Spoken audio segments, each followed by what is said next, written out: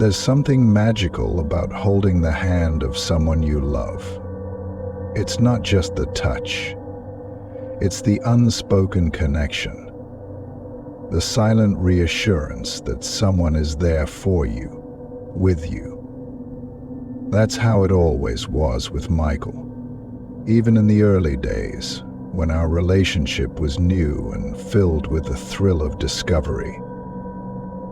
Holding his hand grounded me, tethered me to something real and profound. We'd walk for hours through parks, along beaches, and down crowded city streets, fingers intertwined, our steps naturally in sync. His hand was strong but tender, a perfect balance that always made me feel safe.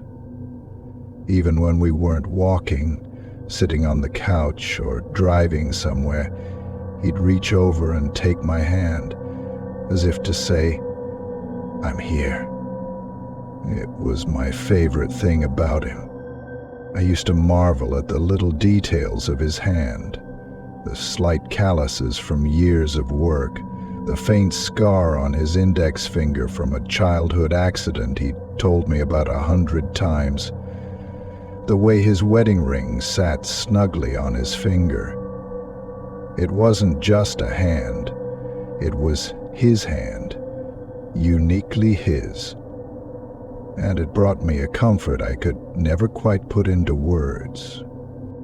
I'd run my thumb over his knuckles absent-mindedly, feeling the warmth of his skin, the subtle strength beneath.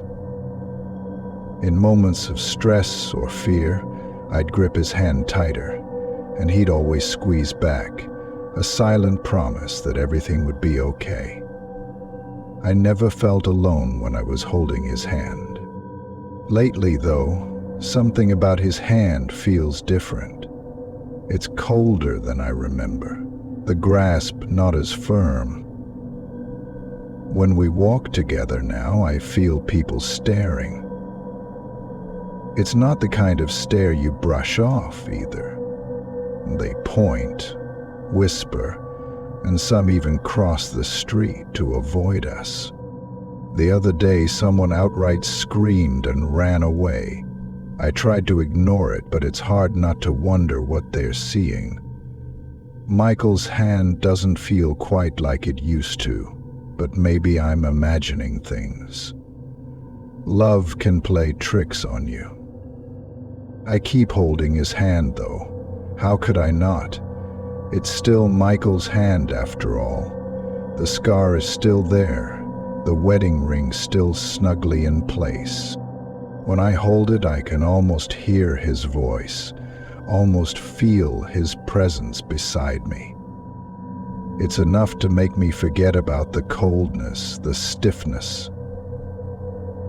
I just tell myself it's been a long time and things change. Hands change.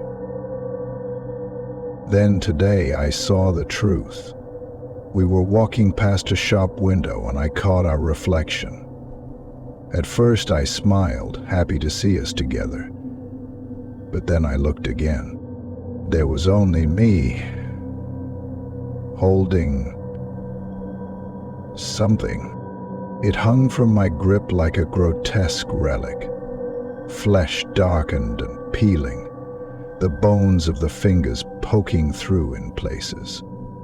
The wedding ring, unmistakable, glinted faintly in the sunlight.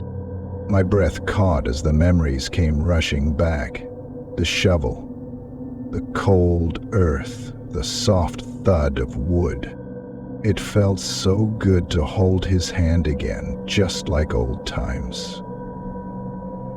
I didn't think it mattered that I'd had to dig it up first.